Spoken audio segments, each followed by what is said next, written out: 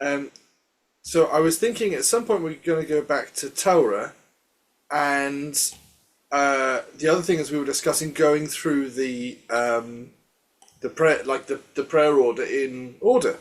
And one of the things we have fairly early on is the Akeda, the binding of Isaac, and so that's both. That's Torah, and it's something which is part of the daily service.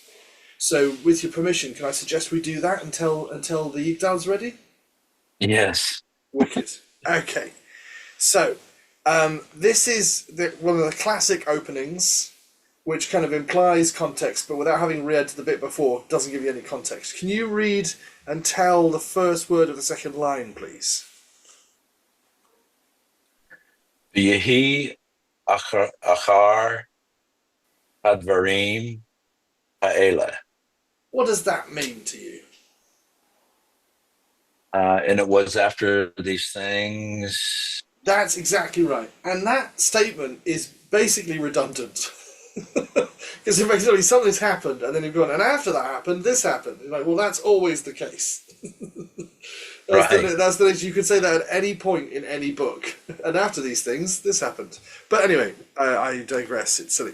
So then we have Well, doesn't that have um, doesn't doesn't the Gemara talk about what that means? Like that has a meaning amongst the commentators, right? That when that phraseology is used, I don't remember what it means, but it means something.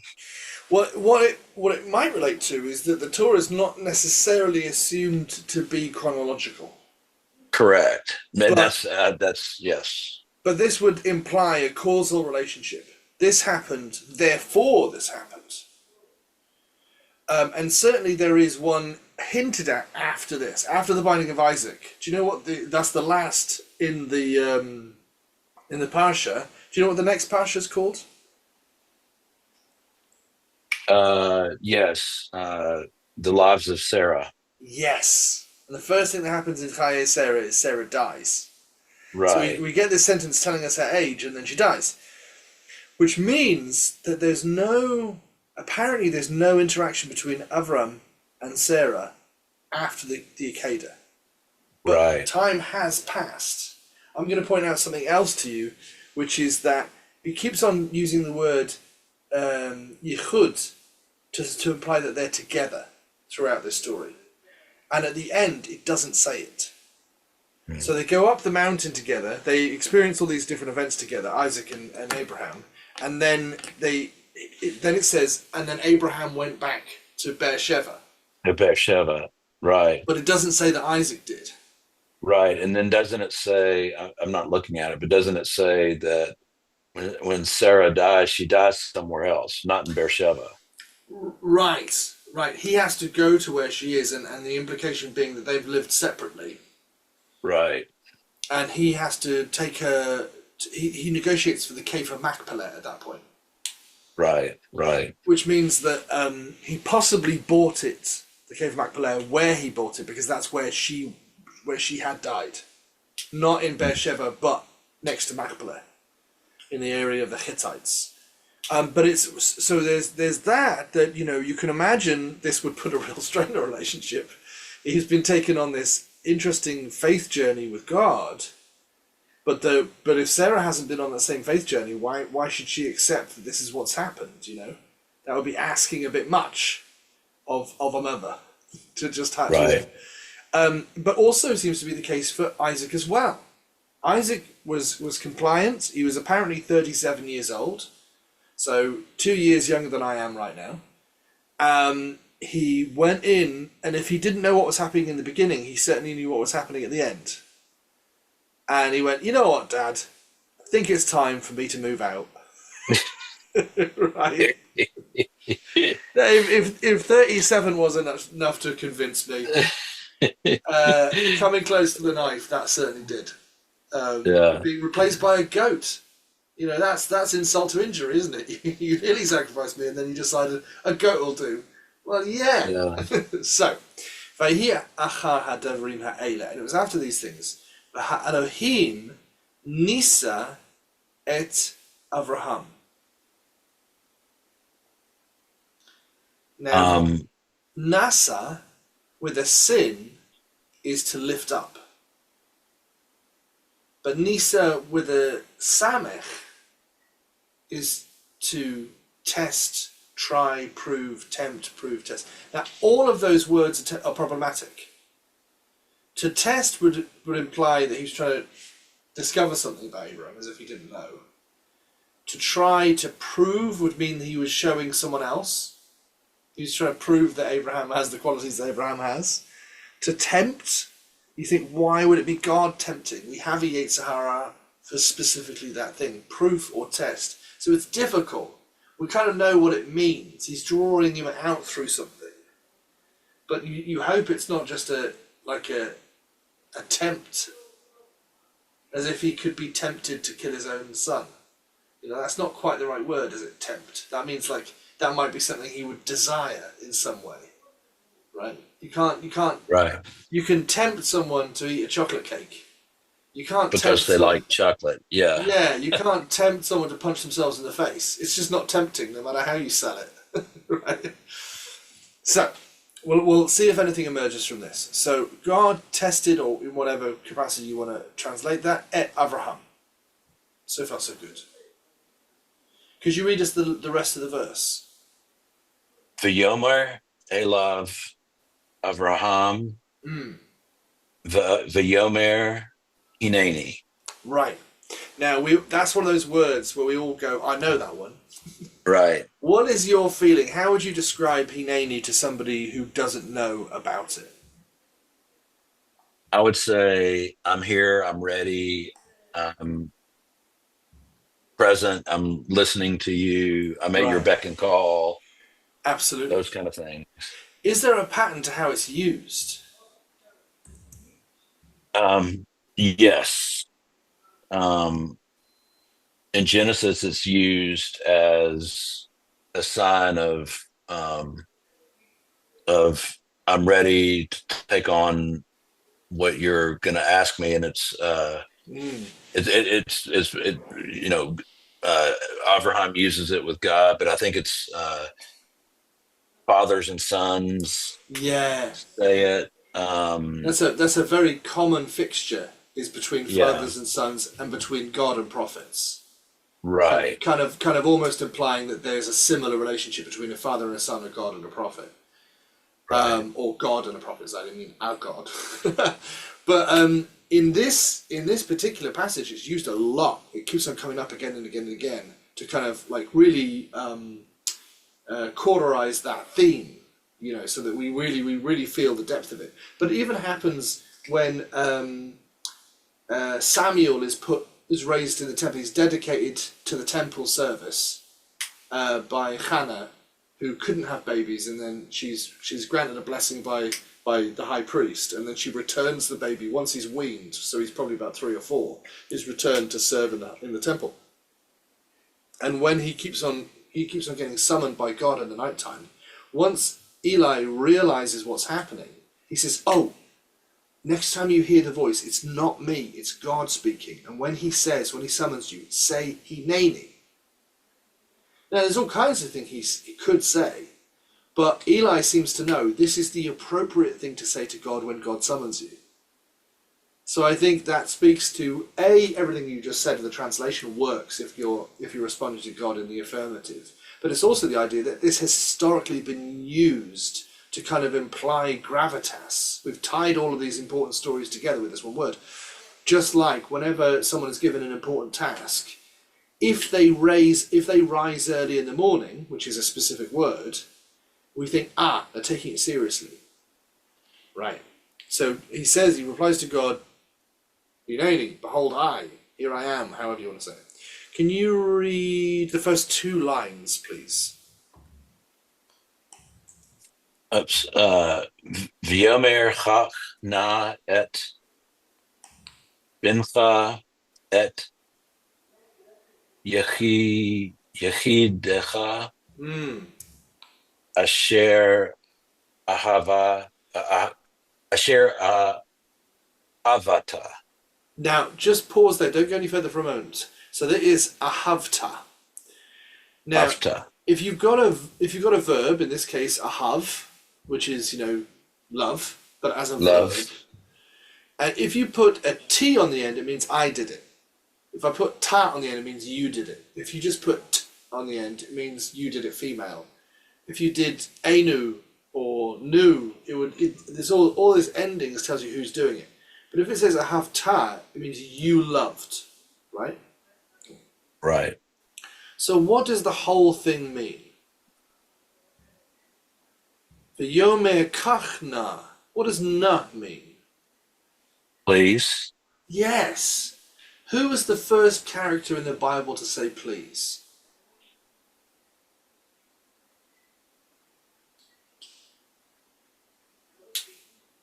Don't remember.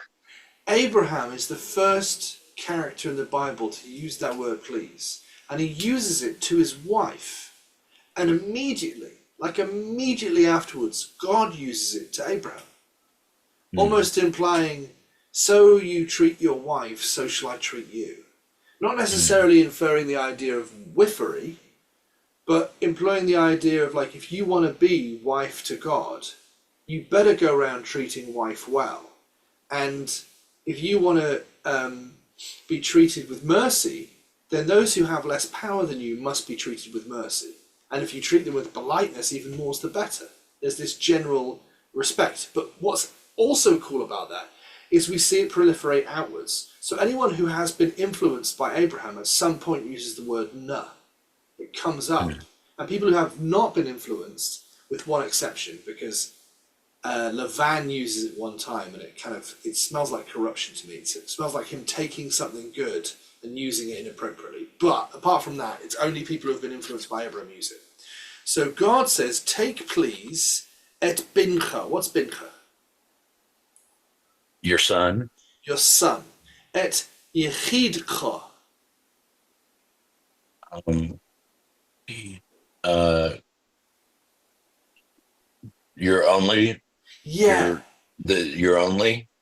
Is Isaac his only son? No. So that's a real difficult one, right? In fact, Abraham has shown that he really cares about Ishmael. He didn't want to send Ishmael away when Sarah told him to. And he only did it because God confirmed you should do what your wife says. You should listen to the voice of your wife, right? So Yechidka does mean only, but it also kind of means particular. It's like, he's exceptional. So he's saying your son, your exceptional one, Asher Ahavta. That you love. Totally. Et Yitzchak, just to clarify. So it zooms in and zooms in. First your son, which one? Your only son, which only son? That you love, which one? Yitzchak. And the commentary says every time God gives a signifier, Abraham says which one? And God gives a more specific, right? Which actually serves to show that although he's crazy about Yitzchak, he really loves Ishmael as well, and that's really important. The Muslims have used this confusion in the Quran to say actually it was Ishmael who was nearly sacrificed and was rescued again. I mean, you're splitting hairs now. You're just saying the name's different. But the one who was sacrificed is the one that the promise was passed on to. And the Torah doesn't tell us anything about Ishmael. And not only that, but the Quran doesn't say that there's an unbroken chain from Ishmael to Muhammad. It claims that Muhammad was an illiterate trader who, knew Jews and knew Christians and traded with them, and then he, and they were all idolaters until he had a vision in a cave, right? But it basically says until 1,400 years ago, which is quite recent in terms of Abrahamic religions, they had no sense of the oneness of God. So, Yechidka et Ahavta. That Yishmael did, but then over the generations, that oneness of God knowledge kind of faded and was lost. And then it says, Et Yitzhak, what does it say here in blue? Alech Lecha. Why is that really important? Because it's reminiscent of Lech Lecha when he left his homeland. Absolutely. And this is the bookend of the whole thing, right? This story begins with Lech Lecha and seemingly ends with Lech Lecha, And that ties Yitzhak to his ultimate purpose, which was to bring about this nation. Because when he says, go for yourself, he brings him across this land, he shows him all the land, he says, this is the land I'm going to give you, and I'm going to give you progeny, and I'm going to make you into this great nation. And then at the end of this commission, he goes, and Lech Lecha is right next to Yitzhak. And he says, Lech Lecha el Eretz HaMoriah. Where do you think Eretz Moriah is? I would say the land of Moriah. Yeah, absolutely so. But it's talking about a particular mountain. It's talking about Mount Moriah, which may just well be the Temple Mount. Right. It may well be that this is also the same mountain as Jacob, Abraham's grandson, had a dream on and decided this was the house of God, and one day it would be the Beit El, which becomes the Beit Hamikdash. Possibly not, but I think it's pretty likely that those are all the same mountain, right? The other thing is it's not Horeb or Sinai, because that's down in the Sinai Peninsula. That's a separate mountain with a separate purpose. But that also, by the way, is probably the same mountain as Moses found the burning bush on. So the burning bush and the giving of the Torah is on one mountain, and the sacrifice and the dreams, this is this mountain. Okay. Does Moriah mean teacher? No. In this context? No, I don't think so. It may do, but let's go and look it up. Because I know Torah and Morah Yes, absolutely. are related. Chosen by Hashem. Okay. I don't know how you get a chosen from that, because Bachar is normally the word we use for chosen, which is Bet Chet Resh. The mount, the eastern edge of Jerusalem, on which Solomon built the temple. So we're talking, the commentary says the same mountain as the place where Abraham took Isaac. It doesn't say the place where Jacob had his dream, though. Mm-hmm. It doesn't clarify the grammar either. So that's going to be after something. Can you remind me at the end of the lesson to go and find out? Because that's definitely I'll try. Yeah, I'll try and remember it on my own. And if you try and remind me, then between the two of us, we've got a double likelihood of getting it right. Okay, let's go back in. So, Vaha Alehu Sham. What's the root of this word? Vaha Alehu. By the way, when I change the colours, do you see a little white box covering up the word? Or do you just see the colours change? Like if I do this, can you see a white box come up with the font? Yeah, it looks. Yes, I can. Okay, so I've got to be careful not to cover things up when I'm asking you questions Yes. about them.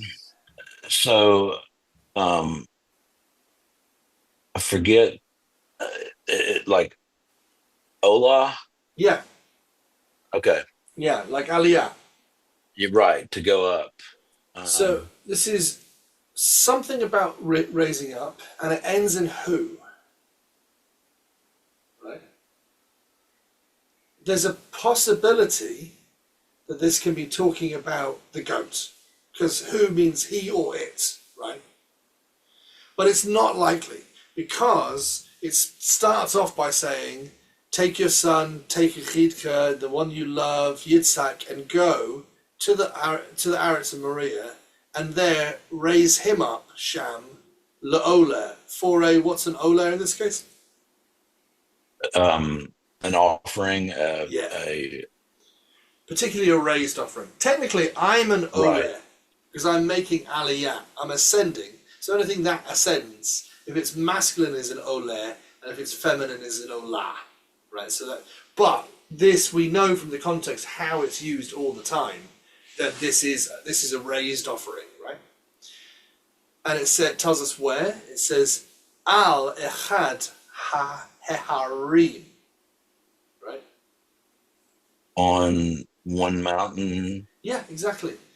And because it says Heharim, it's probably one of the mountains, but that's not very clear from the situation. And then it says Right. Asher, That Omar. I, I will tell you. Yes. So what's happening here is you have an Aleph Mem Resh is the root to say, but when it's just literally Aleph Mem Resh, that's, he said, because the root is always third person masculine neutral past tense, right? That he did it. But if you add a yod on, Ye'amar, it would be he will say, Te'amar, she will say, or you will say. How do you say I on a verb? You stick an Aleph. But there's already an Aleph here, and the Torah Hebrew doesn't like double letters. Doesn't like it. Tries to avoid it. So it squishes these two together and changes the vowel to make it obvious that that's what's happening. The only way you can tell is by this O sound. So Amar would be he said. Omar is I will say, I will tell you, right? Elecha. What's Elecha? Um,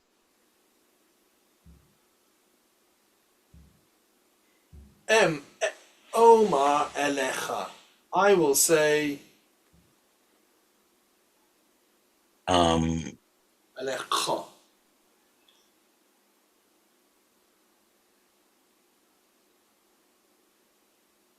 you. Yeah, exactly. I will tell to you. Exactly right. So Yeah. there's a possibility, and there's a hint later on where the sages say this word is used to hint that Abraham misunderstood. But if there's a misunderstanding, it's not an accident. It's God deliberately being cryptic, because there's no way that God set this sentence up in the first place and just didn't just didn't notice the possibility that Abraham would misunderstand. If Abraham misunderstands, it's because God wanted him to misunderstand. Do you see what I'm saying? Yes. There's But could it? yeah. So what was confusing me is Ale means God, right? It depends. What do you mean by ale? Um, Aleph with the two dots at the bottom, Lamed. So No. could, So no. it's rare because that's the L part which is in. You're talking about the L part which is in Elohim, and at that point it's got three dots. In Elohim, it's got a segol, three dots. Oh, okay. But also, the Yomer Adonai El Moshe, El in that case means two. Two. So, Okay. so El on its own is just too short to say that it must be part of a longer word like Elohim. Right. So you can get El, which means two, or it can mean God. Al can mean don't. Al with an ayin can mean on. So it's too short apart. Do you see what you see? So it's not long enough to be definitive or something like that, right? And in Alecha, the Echa part implies that it can't be God. Right? Okay. But you raise a very important point. That's one of the sticky parts that trips people up with kind of Torah Hebrew. Is that when you trim something down, you lose all clues of the meaning outside the context, and that's why this book is slightly cryptic, kind of on purpose. You know the principle of in the West we think that if you want to keep a history very clear and not lose it, you have to write it down. That's how we feel about it. Whereas in Torah, it really says you don't write it down. And that's what keeps it. Because if you don't write it down, it can only be taught to you by someone who knows what it means. And that way, the teacher can always ensure that the student knows what's happening. Whereas if it's a book you can buy off Amazon, you can totally take it home and misunderstand it all on your own, right? Right. We actually Right. had a commandment not to write down the oral law for that very reason. And about 2 months back, I had a long diatribe by some people who apparently don't like Jews, who were my students for a year, who then went on this massive rant to me about all this stuff in the Talmud which is evil. I'm like, you can't read Talmud. For one, it's not in Hebrew. Two, I haven't taught you enough Hebrew yet for you to be able to read Talmud, but it would be in Aramaic, and you definitely can't read that. Where are you getting this from? And it was because they'd been visited by a visiting preacher who was quoting Louis Farrakhan. I was like, Louis Farrakhan can't read Talmud, that's mental. But yet they were making all these ridiculous claims. And I said, well, where did you get it from? They're like, the internet. And I was like, oh, well, that's a pretty reliable source, isn't it? There's no one on the internet who hates Jews and is willing to like say lies about us, you know. But that's the issue. You can now buy tractates in the Talmud on Amazon and misunderstand all the way home. So maybe we shouldn't have written down. Maybe we should have maintained our schools of scholarship. So just to clarify this, and he said, take please your son, your particular one that you love, Yitzhak, and go for yourself to the land of Moriah and lift him up there for a sacrifice on one of the mountains. That I will tell you. Right. So if he's saying that, I will tell you. I could draw you a map, or I could give you a clue, or I could give you but I'm going with you. This is too important. Can you tell me just the first two words of this verse, please? Yashkem Avraham. Yeah. What is that word, Vayeshkem? Shkem.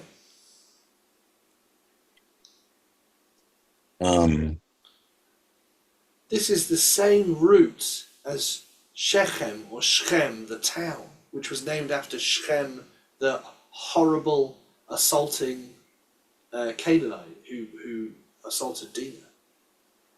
But this does come from shoulder. Right. And it basically means to shoulder yourself up. It means to rise, and the implication being rising early in the morning. So with just these three words, V'yashkem Abraham b'boker, it means Abraham took this really seriously. He got up early in the morning for this task, right? It's almost like he's excited about it, or he's not going to sleep. Chas v'shalom, he wouldn't sleep in on a day like this. We're going to go do something really important. Which is one of his character traits that is lauded. That he does mitzvahs with alacrity. Yes, absolutely, and it's why we got in trouble, and now we have to stay up all night on Shavuot, because we didn't. As a whole people, we had a lie-in on the day we were supposed to get in the Torah, and Hashem's like, "What are you doing? This is such an important day. Why can't you take this more seriously than Abraham took the sacrifice of his own son?" Right? He was more enthusiastic about that than you receiving the Torah, which is our most prized possession. So, Vayachavosh et chamoro. What is a chamor?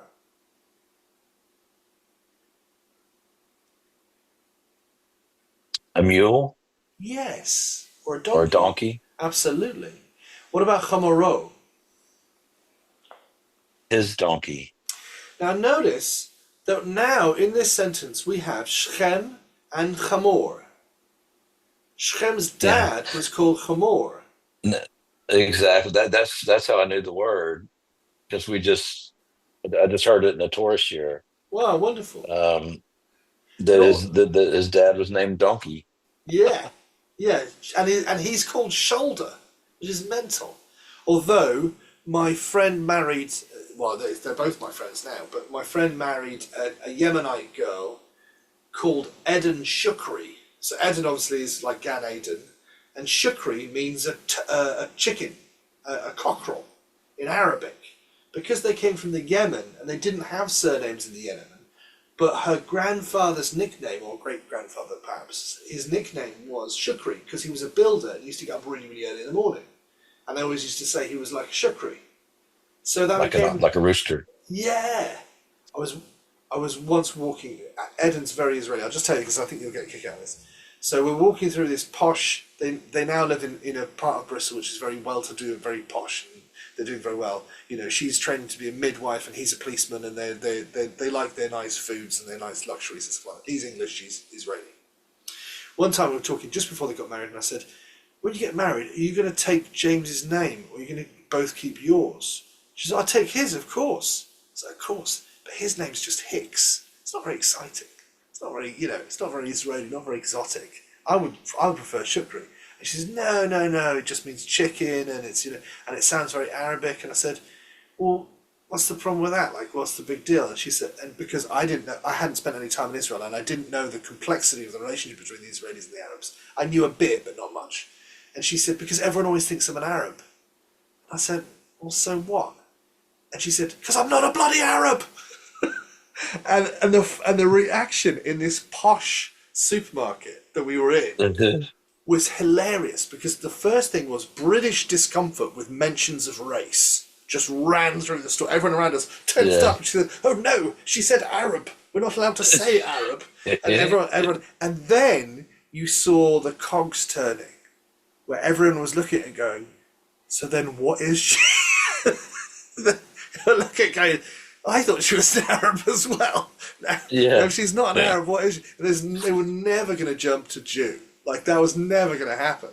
But it was just, That's funny. I saw the whole process of pseudo anti-racist, actually probably racist thoughts going through everybody's heads, you know. But yeah, it made me jump as well. Sorry, I made her say a race word.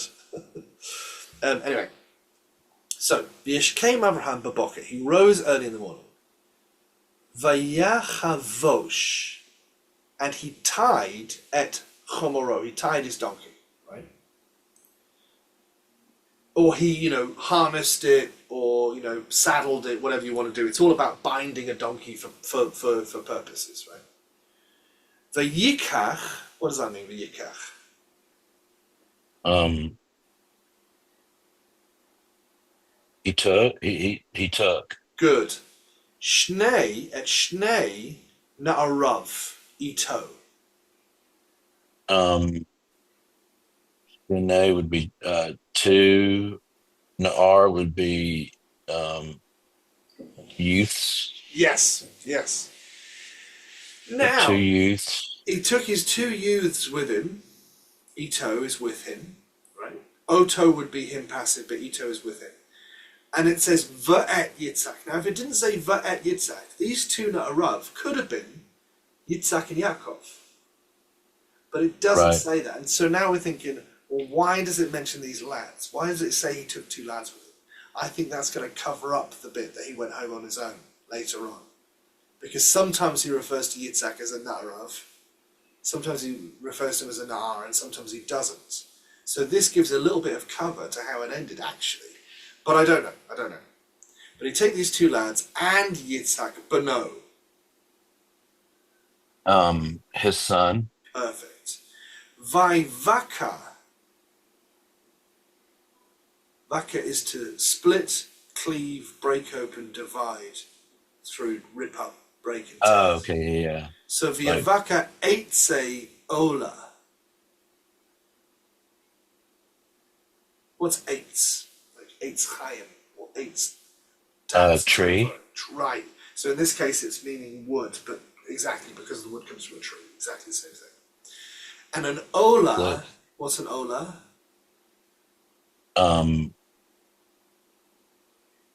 To go up to And in this case, it's the wood of the offering. okay. So he's not taking any risks. He's bringing with him the wood he needs to make the offering, because it's a burnt offering. Gotcha. What, But he what already the is. offering? He's already expecting this to be his son, right? So it says Vayakam Vayalech El Hamakom Asher Amar Lo Elohim. So I'm going to read that one more time, and then we're going to go through slowly. I'll say the Hebrew, you say the English, okay? So not this time. Vayakam Vayalech El Hamakom Asher Amar Lo Ha-Elohim. Okay? So what do these two lines mean?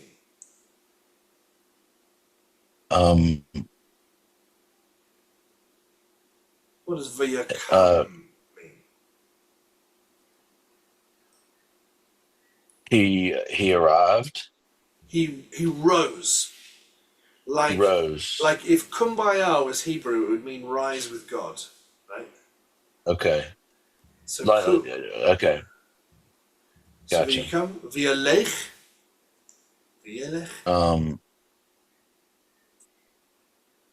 And he went Good. El to Hamakom.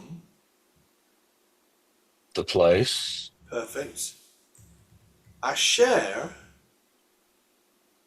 That Amar. he told Good. Lo. to him, Elohim. Hashem. Perfect. It doesn't So he say. went to. It doesn't So say he got up and went v'yikmu. to the. Yeah. Okay, I'm sorry. It doesn't say v'yikmu, and they went. Then they rose. It doesn't say v'yilchu, and they went. Alamakom asher amar lo Elohim. It says he got up and he went to the place there. Odd. Some inconsistencies are interesting. Sometimes they might be hinting at stuff we haven't seen yet. But Yom HaShlishi, On the third day. bingo. So it's 3 days walk away. They're not riding horses or camels, they're walking. But it's 3 days walk away, so it's a fair old distance. They've had to camp out a few times. Vayisa Avraham et Anav. Now, what's missing from Vayisa?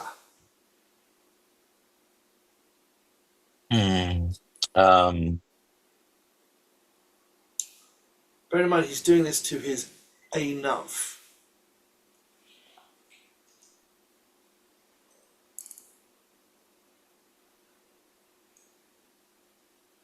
There's a nun missing from the beginning of the word.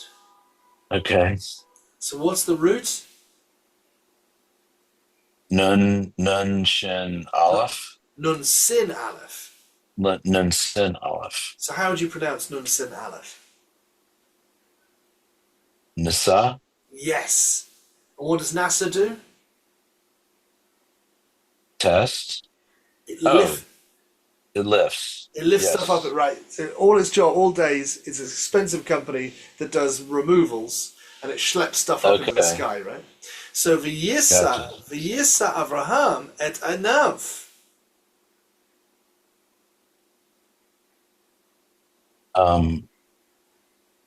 What did he nasa?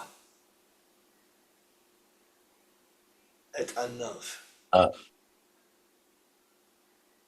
His son. No, this doesn't mean son. Anav. Enough.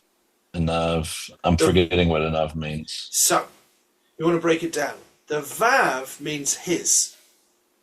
His. Right, so whatever it is his. The yod can have a kind of pluralizing effect. His eyes. Bingo! His eyes. He lifted his eyes. VR.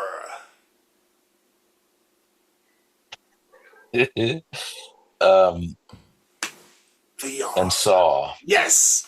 Et hamakom. the place. Bingo. Mei rachok. Um, uh, um,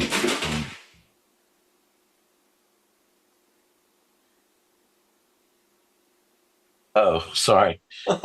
Yeah. Remote, far or distant. Right. And it's mei rachok.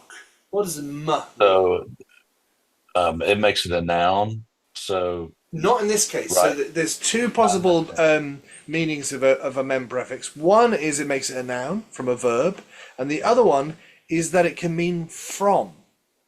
And that's what this one is. Gotcha. This is meirachok, from afar.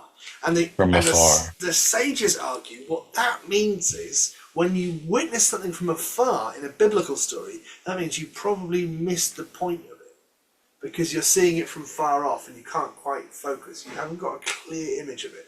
So apparently that's a very subtle poetic way of saying Abraham got the wrong end of the stick of what was about to happen. Which is very interesting because what did he think was going to happen? Interesting.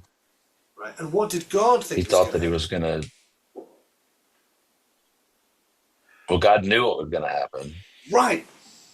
He And he God knew that it was not. Yeah. But if God knew what was going to happen, why did he let Abraham get the wrong end of the stick? Because if what Abraham did was not God's plan, Why did God allow Abraham to have a misunderstanding? Because surely, It's all what? part of the process. Yeah. Right, right. So, can I pitch to you the alternative position? Okay. Okay.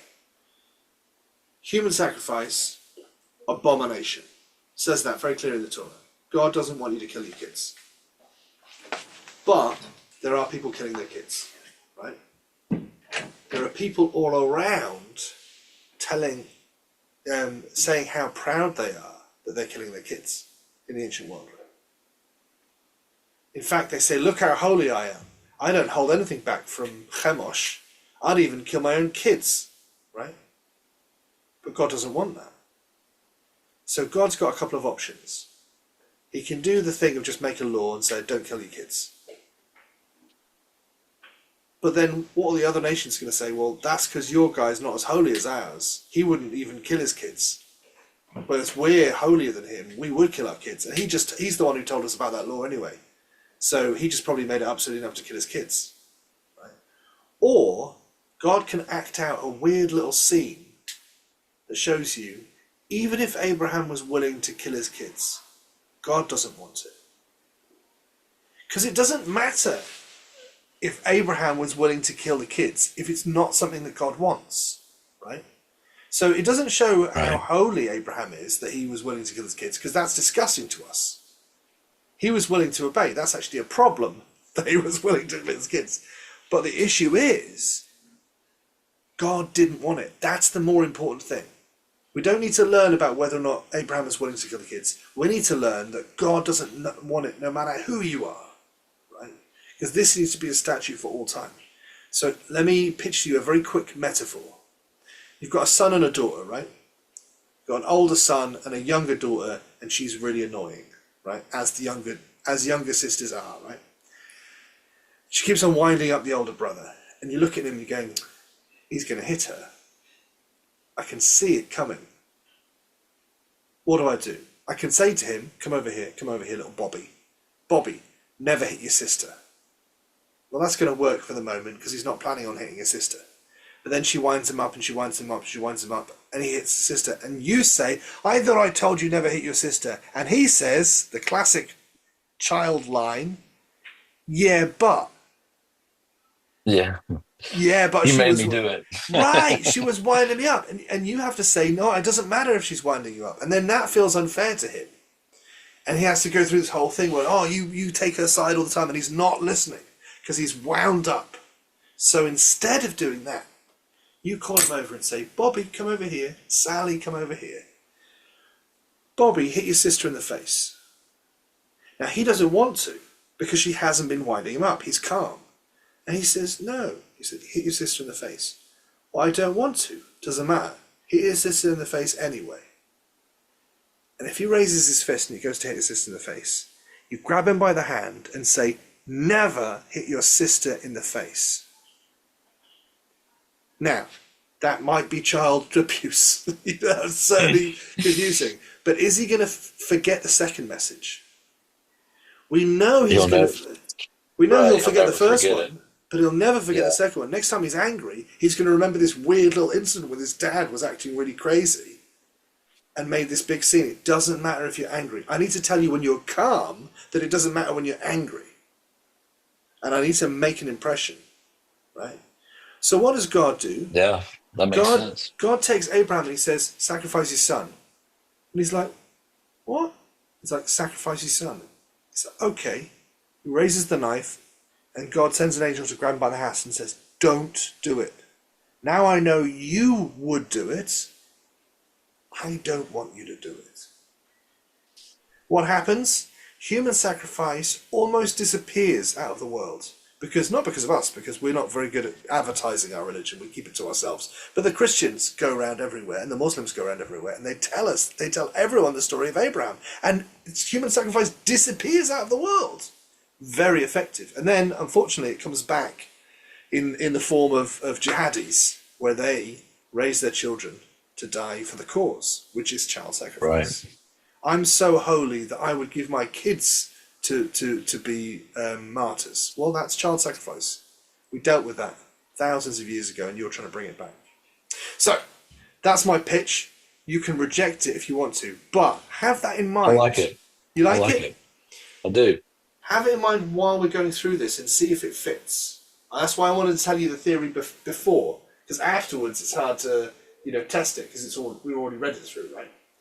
So he sees their place from a distance. V'yomer Avraham el Na'arav. What does that mean? Yomer Avraham el Na'arav. And Abraham uh, told his youth. Yes. And because we've already seen in the last sentence, he described those youths separate from Isaac. He's probably talking about these guys who were helping, that coming with them, not Isaac, right? And he says to Yes. them, Shvu lechem. So we know it's plural youths. Why? The Chem. Yes, and the u on the end is shvu. What does shvu Okay. lechem mean? Um, return to them. That's absolutely a possibility. This one is the other shev. Oh,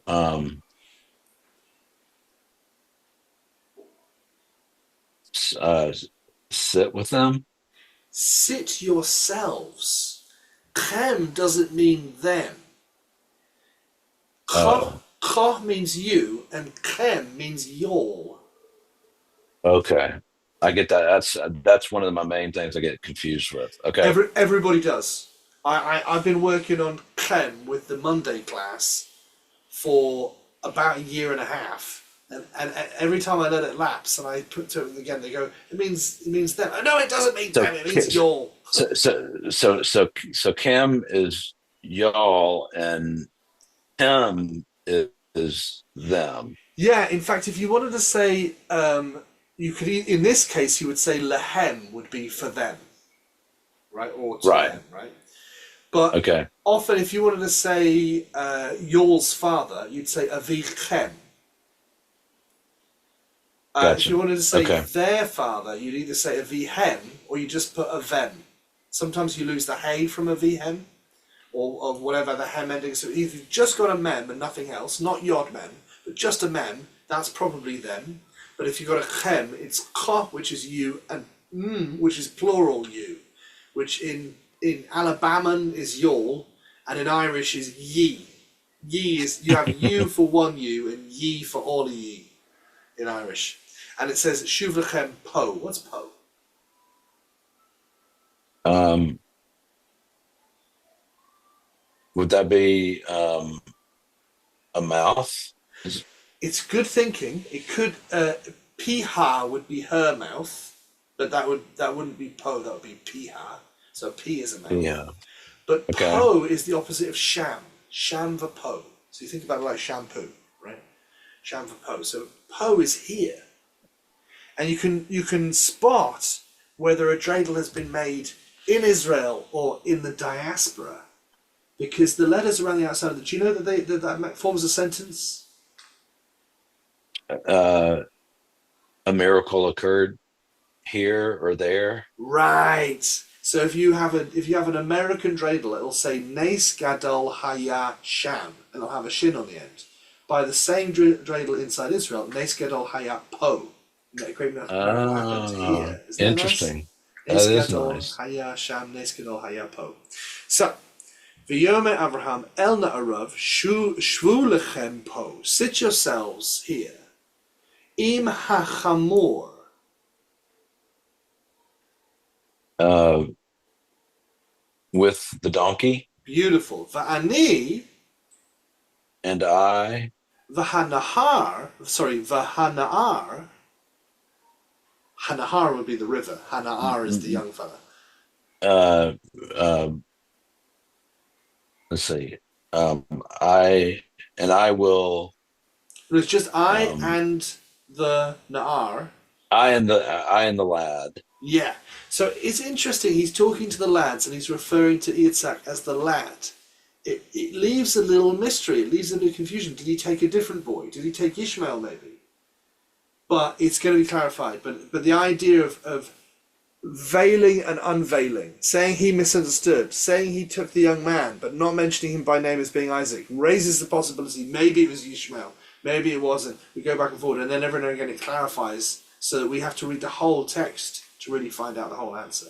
So me and the young fella, v'ani v'hana'ar, neilcha.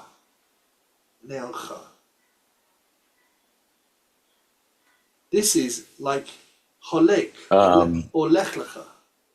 Yeah. Well, But what does the nun mean? we will go. We will go ad ko. Until or to co.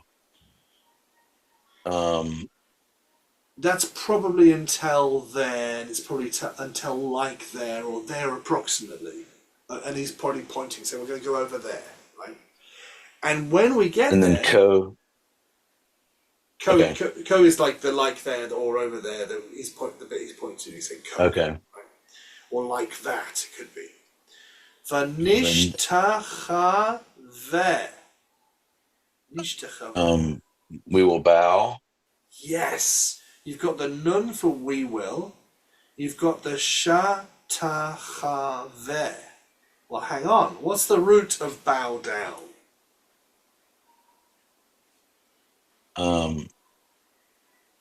Shatach.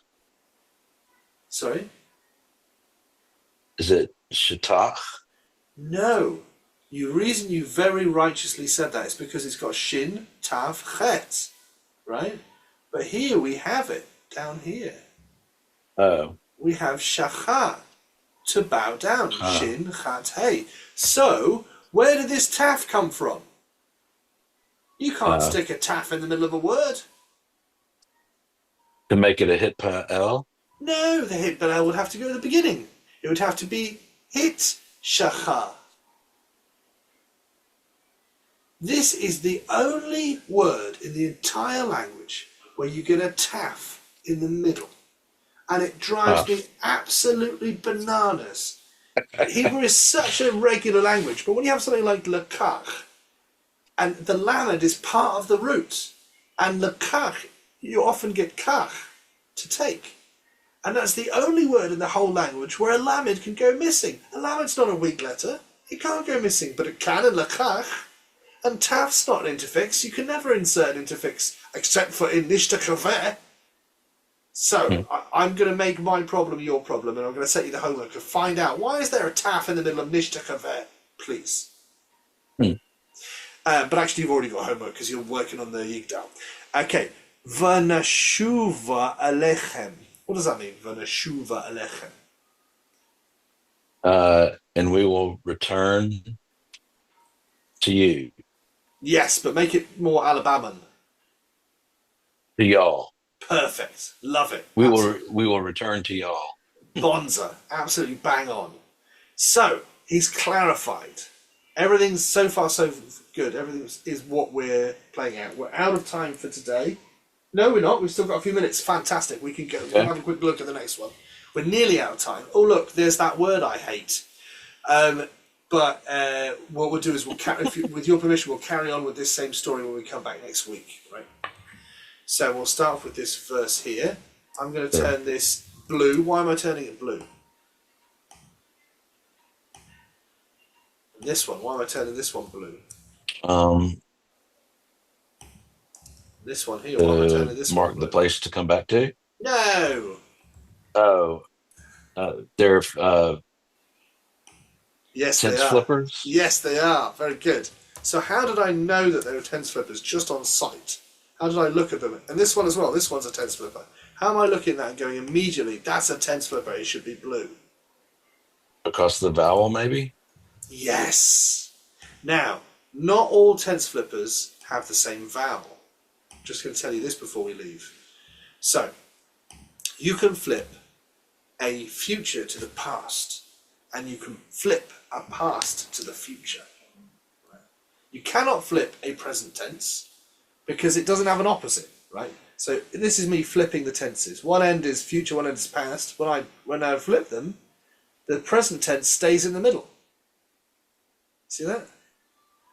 So you can only flip the past into the future and the future into the past. You can't flip the present anywhere, right?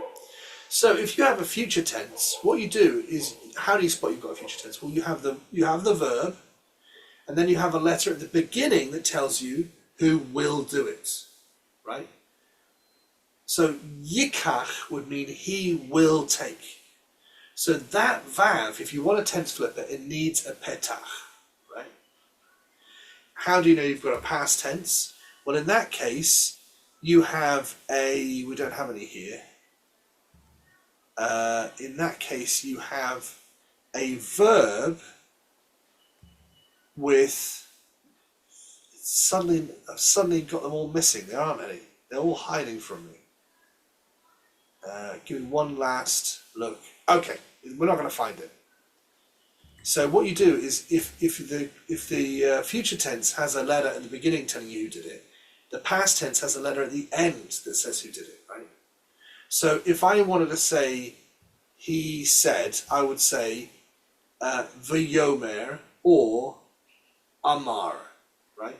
If I wanted to say she said, I'd say v'tomer would be she said, or amra with a feminine hey on the end, right? If I wanted to say you said in the past tense, right, I could say amarta, amarti, amarta. Now, if I'm flipping from the future to the past, like I've got a green letter at the beginning, I've got to use a petach. If I'm flipping from the past to the future, I don't use a petach. I use a vav with a schwa, two vertical dots like sideways binoculars. Okay, so when we come back next time, I'm going to try and find you some examples of past tense flipped to the future with a schwa, and that once you've absorbed that, you'll always be able to tell when to turn it blue, when it's a tense flipper. Because if it doesn't fit that pattern, it's a normal and. Does that make sense?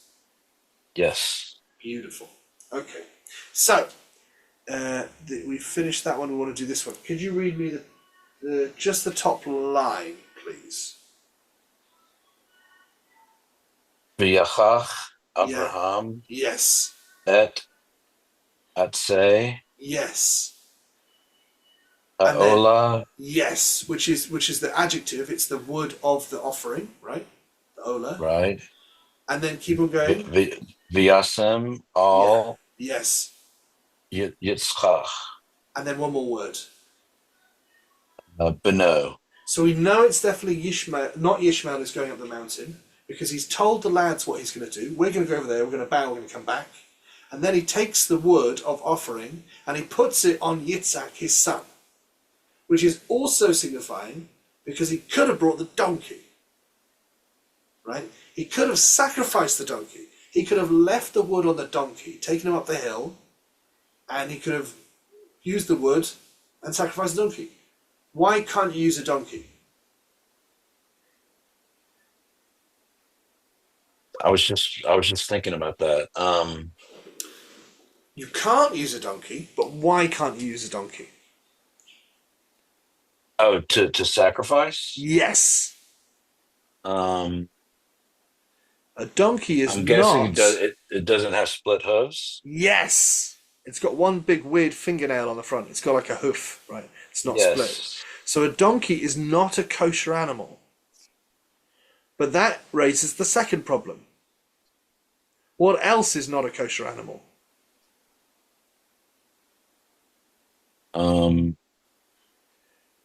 Isaac. In all my years reading Torah, I've never seen Isaac chewing the cud. He doesn't do it once, right? And he's got regular human feet, right? Yes, so that's funny. he Yeah. had to leave the donkey behind. He had to leave the donkey behind.